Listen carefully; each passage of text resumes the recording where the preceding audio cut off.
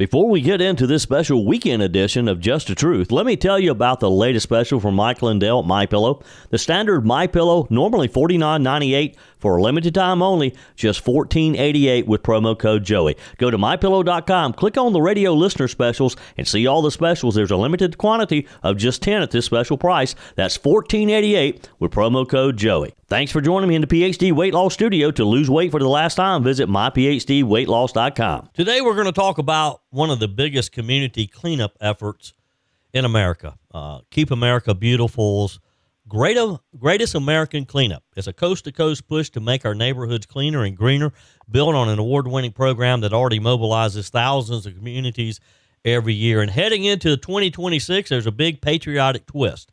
A national pledge to remove 25 billion pieces of litter by July the 4th, 2026, America's 250th birthday. Joining us today is Esther Wagner, Awareness and Education Program Manager for Palmetto Pride, and a woman who has a passion for trash. Welcome back. How are you? I'm doing fine, thank you. It's always a pleasure to have you, Esther. All right, give us the quick snapshot of what is the Greatest American Cleanup and how does it build on the long-running Great American Cleanup program that activates thousands of communities throughout the year, and what Palmetto Pride does here every year in South Carolina. Yes, so the Great American Cleanup is a Keep America Beautiful program that asks all citizens or all people to pick up litter beginning the first day of spring to the first day of summer every year. That's prime pickup weather. Not too hot, not too cold. And because the grasses are starting to be mowed, a lot of the litter is going to either be cut up or it's already, the grass is down and so you can see it easily. So this year they realized, Keep America Beautiful realized that we have a big party that we're going to be giving on July 4th, 2026 in our nation for our 250th birthday. And so what do you do before you have a big party? You clean up. And we're asking everyone in the United States to pick up 250 pieces of litter before July 4th, 2026 in honor of our 250th birthday. And the numbers, if we do that, the numbers very quickly begin to add up. There's approximately 342 million in our population, and if we just get 1 in 3.5 people picking up 250 pieces of litter, that is 250 million pieces of litter. Wow. So if we look at Greenville County, Greenville County has approximately 570,000. If you just get 1/3 of the people, that's 47 million pieces of litter picked up just in Greenville County alone. And you start adding all of the areas that WRD listeners live in, and you've got some huge numbers of trash being picked up.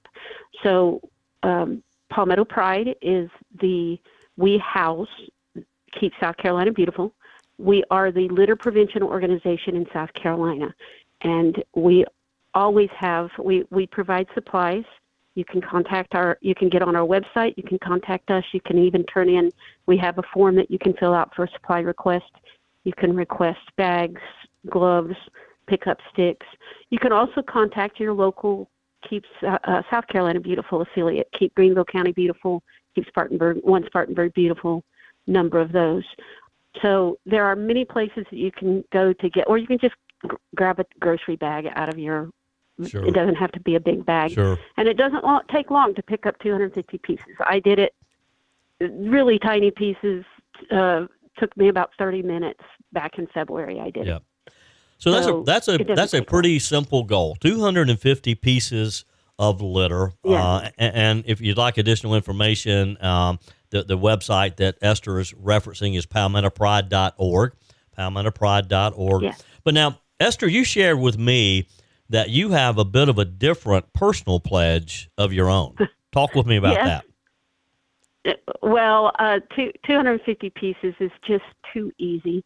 And for those, I'm one of the people who just always see litter, and I pick it up. Even since I was a kid, we would pick up litter on our road.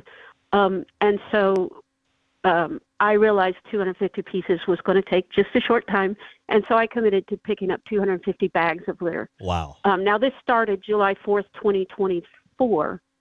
It's a 2-year program, and so I was picking up. I always have if I'm asking other people to pick up litter, I always have a personal goal of picking up something on my own time every year. And so my goal is always at least 1 bag a week, 52 bags, and that's our big green bags. They're a nice size bag. But and I'm 82 bags away from my goal, and I've got till next July to do it. But I don't want to make this. I mean, I have met so many people that put me to shame. I met a gentleman that was in his 80s it was on a Highway 49, his name is Jack, and he would get out every Saturday morning, and so a lot of times on Fridays too. He would go along the road just around the landfill, and he would fill up his gator. He had a little gator. He would fill up his gator and take it to the landfill, and then go back and pick up more. Yeah. I mean, he picked up hundreds of bags a day. Yeah. And there are people all over our state, all over our country doing just that. They're picking up. They are really committed to cleaning up. And I got to be honest, it is a little addictive. Once you start doing it, you will. First of all, it's great exercise. It gets you out. But secondly, it's just such a feeling of success when you look down an area that was just a colossal mess, and you can visibly see the difference that you have made in your community. And one thing I always want to talk about is that litter isn't just about making a place beautiful. It is about health and safety. The damage that is caused by litter is myriad. And it's as simple as your car and home insurance are higher because of the damage caused by litter. Wow. People die because of litter. Esther Wagner is my guest today with Palmetto Pride. She's the Awareness and Education Program Manager. Now, Esther, you talk about, just picking up a bag, picking up 2 or 3 bags or 100 bags or whatever. For a first-time volunteer, someone who's never been involved, walk us through this. So they sign up to participate. They sign the pledge. Do they just do this on their own, or are there events that they can join? And once they have a bag or 10 bags, what do they do with it? So the answer to whether they do it on their own or whether they join is yes, either one of those. There are litter pickups scheduled by all of the cities in Greenville County, several in Spartanburg. I know of. There's a lot of communities that schedule annual litter pickups. There are also groups. You can do an Adopt a Highway. You can commit to picking up a specific roadway multiple times during the year, or you can just go out and do a one-time cleanup. Grab a bag, as our Lieutenant Governor Evitt asks us to do. Just go out, pick up any bag. It doesn't have to be one of our green bags. It can just be whatever bag you can find, and go out and look for litter, and you will find it. We do caution, of course. There are safety issues. You do want to make sure that you're not, it's really easy to get focused on the litter and not think about the cars that are driving past you on the road. Sure. It's very easy to step on an anthill or get near a snake, or there's all different kinds. Get into brambles. The number of stickers that I've I've had to pull out are pretty. There's a lot. Yeah. But it can be, the number of shoes and clothing that I have ruined picking up litter is also huge. You just, there's a lot of stuff out there that you've got to be aware of, and so it is good to start with a group. You definitely want to consider safety first. We never want to have to report someone being injured or killed because they're out picking up litter on our roadways. Yep. But again, it doesn't have to be on a roadway. You can go to your local park, pick up litter. Go to the forest. Go walk the Palmetto Trail, and you will find litter. Go to a park. Go to a river. You will find litter. Sure. Well, the message here is, Esther, is that we can all do our part, and what a great time to do that, to be a part of the Great American Cleanup. Pick up your 250 pieces or your 250 bags if you want to challenge or match Esther's personal goal of 250 bags between now and July the 4th when we celebrate our 250th birthday. Esther, we appreciate what you do, appreciate what Palmetto Pride does. Again, that's palmettopride.org, palmettopride.org. Esther, it's always a pleasure. Thank you. Today, we're spotlighting a powerful resource for families walking through grief. Tomorrow's Rainbow. The loss of a loved one is one of the most difficult life events a child could face. Tomorrow's Rainbow is a special place for children, teens, and families who experience the death of a loved one or some type of trauma. Their secret sauce, if you will, is the use of horses to help these children deal with their loss. On our guest line today is Beth Jackson, Executive Director of Tomorrow's Rainbow in Upstate, South Carolina. Welcome, Beth. How are you? I'm wonderful. Thank you for having me on the show today, Joey. I appreciate that. So we can get the word out and help as many families as possible. Absolutely. It's a pleasure to have you. Now, Beth, for listeners who may be meeting and hearing about Tomorrow's Rainbow for the first time, give us, in a sentence or two, what you're all about. Maybe your elevator speech. Okay, I can do that.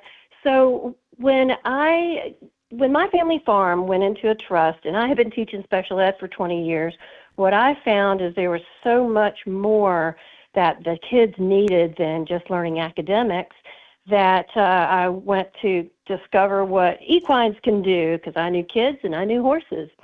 So we developed Tomorrow's Rainbow Upstate, founded on Tomorrow's Rainbow in Florida that had been operating for 20 years.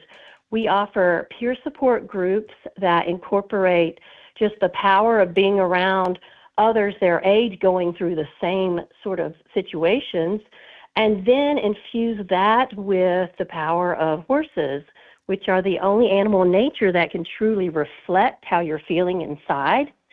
So when we're teaching coping skills, we say, oh, okay, you approach this horse, you're feeling a little anxious, so are they. Let's see what coping skills we can use. And as the child learns to self-regulate, they see that reflected in the horse. So it's a very powerful relationship. It's all unmounted, there's no riding, and these are miniature horses, so they're not intimidating. They're very tiny. Yeah. Then we also add into that some therapeutic art and play activities. So the self-expression comes out through play when young children especially don't have words for those feelings. At the same time, then we offer a peer support group for adults run by a licensed clinician. So we're really trying to address the whole family and everybody's needs. Yeah. With me today, Beth Jackson, Executive Director of Tomorrow's Rainbow.org. How many horses do you have? We have 6 miniature horses, and we actually have 2 donkeys, which are a whole different ballgame altogether. Our teens and middle schoolers especially love donkeys because they're just very even-keeled. Yes. You know, Beth, people often don't realize the emotional connection that you can develop with a horse. I mean, now you have miniature, so they're not quite as big, but still they're bigger than most household pets. But you know, you can really, and I say this from experience because growing up I had horses, and I had a particular horse, real original name, Trigger. Of course. And Trigger and I mean, Trigger was just like, he was like my family pet. I mean, I probably had a closer relationship to Trigger than I did to my dog growing up. Trigger loved apples, of course, but Trigger also loved Coca-Cola. And I would always take a bottle of Coke to Trigger, and Trigger loved that. And Trigger would also retrieve a tennis ball. I would throw the ball, and Trigger would bring it back to me. But we just really developed this bond that some people don't realize that you can develop with a horse. Absolutely. And, you know, I hear stories like that all the time. People who say, I was having a tough time in high school, and, you know, I would go and connect with that horse, and it just changed everything and brought this calming peacefulness inside. We see it all the time as the children are grooming the horses. We'll see a child who comes in that is just obviously having things weighing heavily on their hearts. And by the end of that interaction, we can kind of see them whispering in the ear of one of the minis. Yep. And a big smile coming across the faces of the kids, and the self-soothing that they get just from that interaction. And also being outdoors, Sure. getting these kids out in nature and turned off of technology and tuned into the world around them. Yeah. Beth Jackson is executive director of tomorrowsrainbow.org. Let me encourage you to go to their website, tomorrowsrainbow.org. You can find out all the various programs that they offer. And look, it takes money to run these programs, so be sure and click on that donate button, and let's help Tomorrow's Rainbow out. Beth, if you would, paint the picture of a first visit. The parent or child, they arrive. What happens in that initial meeting, and how do the horses fit in? Well, so one of the things that I also want to note is that our services are cost-free for the families, because we want to make sure everybody, no matter of their personal financial circumstances, has access to our program. There was no grief center in the Upstate, so that was one of the needs that we saw that needed to be filled. When they arrive out on the farm, we are there. All of our program facilitators are in a circle waiting for the kiddos, and the kids come join us. The licensed clinician takes the adults over to their own location, which is really nice and peaceful because the adults are meeting over by our pond. And we take the kids, we start out the group with introductions the same way every time, because some kids are able to put a voice to what their situation is, and the others aren't ready. So they can always say, I pass. It's not like sitting in an office where they have to speak, which in office therapy, of course, has its extreme value. We're kind of the next step where we get them with their friends to learn to vocalize their feelings. So after we do introductions, we go into a therapeutic art activity. Those would be based on either memorializing the person that they've lost or learning more about coping skills. After that, we move into the equine interactions. So all the horses are lined up on cross ties. We have a set of brushes that with the older kids have a specific order so that they really are kept on a routine and structure, which is all helpful in learning self-regulation. They also have to clean a stall or two. And we say, hey, if these little guys are going to take care of you, we have to take care of them. Oh, wow. So they also learn that caregiving. Yeah. Then finally, we wrap it up with our various therapeutic play stations. We have a teddy bear hospital. We've got a water table, sand troughs, puppet theater, music garden, and then various other Lego stations and things like that. All of those are free choice areas. So wherever the child gravitates to the kind of activities that they need for their journey, so we just meet them where they are on their journey, because everybody's grief journey is different. Sure. Now, Beth, how often do the groups typically meet? And once you develop this relationship with a particular child or family, how long does that last as well?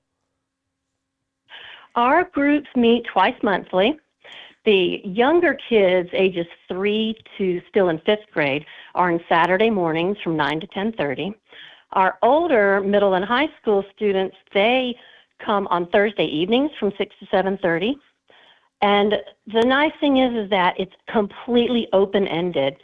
As children develop and hit different developmental milestones, we might have a 5-year-old who's in a good place, doesn't need us anymore, and they can step out for a while.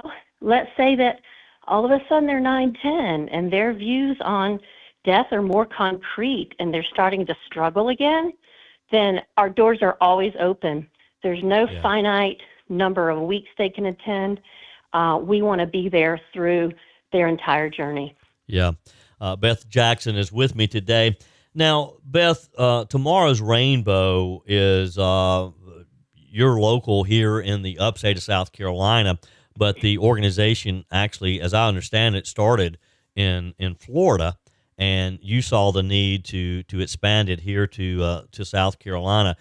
Give us the need in numbers and trends, and why the decision to expand here into the Upstate. Well, so Tomorrow's Rainbow started in Florida with our CEO and founder, Abby Mosier's personal experience when she was in a car accident with her husband and son. Her husband was killed instantly. And as she went around trying to find services for her son, unless you had really wonderful health care, there wasn't a whole lot out there. So fast forward 18 years, and we met and really hit it off. I went down to Florida to see what, a group really looked at and see the power of it all. So we just started looking online. The National Alliance for Children's Grief puts out an estimation model called the Child Bereavement Estimation Model each year. So when we looked at that, we were astounded to find out that South Carolina had a higher ratio of children and teens ages 3 to 18 that would have somebody in their family die. Our statistics this year are that 1 in 9 children will have somebody in their immediate family die.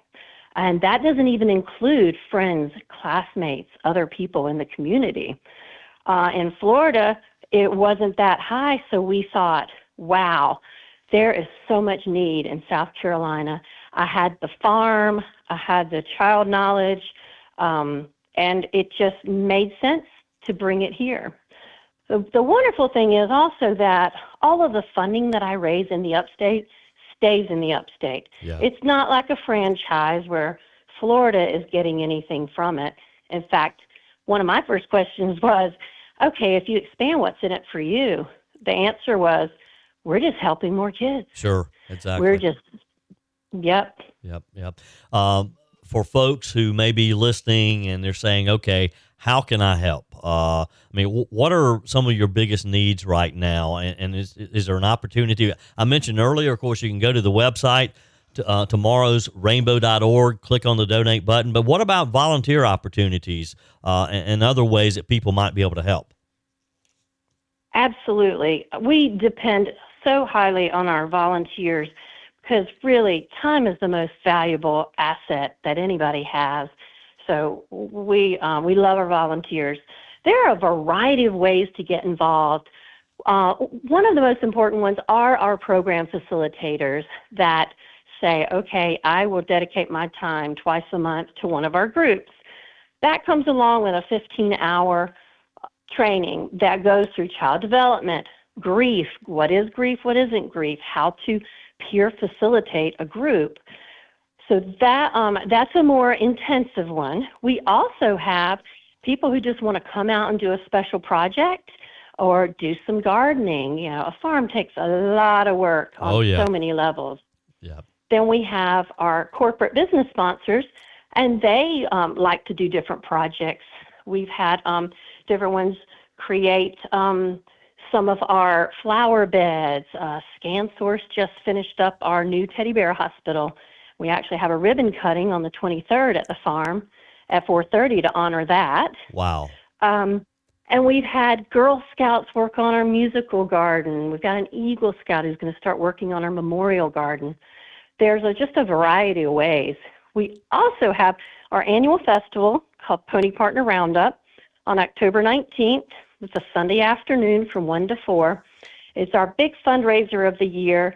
So we've got, probably 50 people signed up to help run the children's pony-themed games and to help with the face painting and popcorn and cotton candy, all the different areas that need manning for that festival too. Yeah. Lots of ways to get involved. Yeah. Well, again, you can go to tomorrowsrainbow.org and check this out and send Beth a note and let her know that you'd like to be involved. One final thing, Beth, as our time comes to the end, we have about a minute left. Leave us with a moment without sharing private details. To give us a story that captures the impact that tomorrowsrainbow.org is having. So when we get stories back from families that captures moments, we have this one very, very sweet family with a lot of loss in their lives. So the family was having a memorial service on the annual date of the person who had died in their family. And the parents said, what was crazy is we finish up each of our groups with a candle lighting ceremony where they put a memory stone down and share a memory of the person. And then they light a candle saying, I light this candle in memory of. So they said that their little tiny kids, 4 and 5 year olds, said, hey, while we're here, can we do what we do at Tomorrow's Rainbow and share a memory and light a candle? So that's just one of the many stories that we hear about how that transfers back into helping the whole family along their grief journey. Yeah, well, Beth, you're doing such great work there. If your family is grieving, or if you want to stand in the gap for a family that maybe is, reach out to Tomorrow's Rainbow. Programs are free. Groups meet throughout the year, and the Upstate team is here ready to help. Again, tomorrowsrainbow.org. Check them out. And if you can, give generously to help support these programs. Beth, thank you again for your time today, and thank you for what you're doing in the Upstate.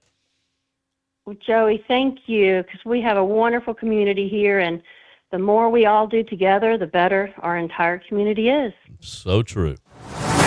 If you've listened to me for any time now, you know my choice for firearms, ammo, and just a day of shooting is C&C Indoor Range. In addition to good deals on all your shooting supplies, C&C has a very knowledgeable staff. They have some great training throughout the year. And one thing in particular that caught my attention is, and based on what we've been going through this past week, the assassination of Charlie Kirk in a very public space, not to mention mass shootings that we've witnessed this past year, some of those including churches. So on our guest line today, the owner of C&C Indoor Range, Leslie Harrell, who is having an upcoming training session that will help churches keep their congregations safe. Leslie, good to have you. Thank you for having me, Joey. Let's start, before we get into your upcoming training, with the assassination of my colleague, Charlie Kirk. I'm curious of your take on this, Leslie, and that shot that killed him. Did the shooter just get lucky, or was 200 yards with that rifle not really a hard shot? Joe, that's not a hard shot at all. With the rifle that I'm understanding that he was using, the bolt action, center fire rifle, with very little practice. I mean, if I could take a new shooter and literally within 15 minutes have them shooting, a 2-inch circle at 200 yards. It's not hard at all. Wow. Yeah, I just wondered about that because he appears to be the suspect, a young man, 22 years old, and we don't know much about him yet. We don't know about his history with shooting guns, but I was curious of your take on that. Leslie, anywhere we go now, we can be targets. Schools, shopping malls, and yes, even churches. You have some training coming up on September 25th, Securing Sacred Spaces, Faith-Focused Protection, Real-World Preparedness. And that's the truth. We have to be prepared, don't we, Leslie? We can't pretend that it's not going to happen at a church. 100%. I mean, it's all too common now. You see it. It seems like at least a biweekly or monthly basis that there's some type of shooting at a church or some type of an attempted shooting at a church, and it's just it's a shame, to be honest with you. And the lack of being prepared is not an excuse anymore. Yeah, talk with us about this training. What will people get specifically? Yeah, this is a partner with Right to Bear. I've been partnering up with them for a couple of years now. So they do a lot of good training and do these classes throughout the nation. Now they've really expanded, right here in the core of South Carolina, but they've expanded nationwide pretty much. But some of the topics we're going to be covering in this course is building an effective church security team. Not too many years ago, churches didn't have security teams, and now it's pretty commonplace that all the churches are building these teams. Then one of the other things is going to be threat recognition and response. So just being there and be on the security team, recognizing what these potential threats what they would look like. Yeah. Your legal protections and liabilities, understand that from the congregation standpoint as well as an individual. You need to understand that going in to be a church security team member. Emergency preparedness and planning, without that proper plan in place, if something happens, hey, what do we do when something happens? Without that proper training, you're setting yourself and your congregation up for failure. And lastly, the real-life case studies and lessons they've learned from these incidences across the United States. Yeah. My guest today is Leslie Harrell with C&C Indoor Range. You can find out additional information at ccindoorrange.com. They're located on Asheville Hwy in Boiling Springs. Leslie, we often hear that churches are soft targets. What does that mean? A soft target, because it seems like you go in a place of worship, and as you would think, you could have your guard let down, so to speak. This is your safe place, kind of like your home. But in reality, Joey, it's the exact opposite now, because these people realize that churches are soft targets, and now they're concentrating on them. Yeah, which is why the security teams have been built now. Yeah. Let's talk about who should attend this upcoming training on September the 25th. Do you have to be a church security guard to attend this? Not at all, because again, just to being a congregation member, if you see something that's out of the ordinary, you need to be able to recognize this and learn what this looks like to be able to relate this to someone who is a security member of that church. Yeah. So no, anyone's welcome. Just a congregation member, pastor, youth leader, or security team leader for sure. Yeah. And how do you register? And is there a cost? There's no cost to that. There's a registration link I can get over to you, Joey, if you want to link that somewhere. But there's a link that you can go to register for that class. The seats are limited. But I can get you that link for sure. Sure. Okay. And I will post that on my social media and website because this is important training, and churches, I think the title of it is very appropriate. We have to be prepared. We can't just sit back and think, well, my church is not going to be a victim because anyone, anywhere you go today, whether it's a shopping mall, a sports event, a church. This is the world that we're living in now, isn't it, Leslie? Absolutely. I mean, you look at school shootings to churches, they're typically the soft targets, and both of those have to be, you have to have that proper training and recognition to help prevent this. Yeah. Yeah. Well, I certainly appreciate what you guys are doing and putting this on. It's much needed. And before we leave today, talk with us a minute about what's going on at C&C Indoor Range. Yeah, so we're entering what we call, the fall season, which is a great time for me. Man, we're getting out of this summer heat. People are wanting to get indoors to shoot. The training is still prevalent, and man, it just kind of gets everybody excited within this industry. Summertime is kind of a lull in nationwide in this industry. People are on vacation, things of that nature, and now everybody's kind of getting back in the grind of putting some lead down range. So we're excited about the fall season for sure. Yep. And again, their website is ccindoorrange.com. Now, and other than this church training, are you still doing other training as well? 100%. I just taught a class yesterday, intro class, and we're staying busy with that. Even South Carolina's open carry state now, Constitution carry. We're still doing lots of CWP classes, and people want that additional training. They want to know, hey, when can I carry? Where can I carry? What's the legal ramifications of what I do? So that's good that people are taking the initiative to take these classes. Yeah, because you should always still feel comfortable with that firearm that you're carrying, even if you don't have to have a permit to do so. Leslie Harrell is my guest, C&C Indoor Range. Again, that website, ccindoorrange.com. They're located on Asheville Hwy in Boiling Springs. If you want to just kind of freshen up and feel more comfortable with your firearm, run by and do some target shooting. If you'd like to purchase a gun, they've got a great inventory there. And Leslie, if you have a firearm and maybe there's something that needs to be repaired or something, you do that as well, right? Yes, sir. We have an on-site gunsmith. He's full-time with us, and we do lots of gunsmithing services for sure. And this time of year, we're sighting in tons of rifles, preparing for deer season as well. Yep. Leslie, it's always a pleasure to catch up with you. Appreciate your time today. Absolutely. Thank you, sir. Have a great day. That's it for this special weekend edition of Just the Truth. Thanks for joining me in the PhD Weight Loss Studios. To lose weight for the last time, visit myphdweightloss.com. If you haven't joined my mailing list yet, visit my website, joeyhudson.com. Click on the Connect with Joey button so that you can receive our emails and the most up-to-date news. Also, join me on my YouTube channel. Be sure and like, comment, and subscribe. Just search for Joey Hudson. As always, thanks for spending a few minutes of your day with me. Do me a favor and forward this episode to a few friends. Just click on the share button and send to your contacts. We need to build an army of conservatives to win our country back, and we can do that by continuing to share the truth with our friends and family. Keep those comments coming via the Furman Ford text line, 864-477-JOEY. Email to joey@joeyhudson.com, and I love your messages on the MyPillow message line. Again, that's 864-477-JOEY, 864-477-5639. Be sure and take advantage of the MyPillow special, just $14.88 on the standard MyPillows when you use promo code Joey. Order online at mypillow.com or call 800-893-4053. We're back again tomorrow and hope you'll plan to join us. Until then, remember, God's got this. He's still in control.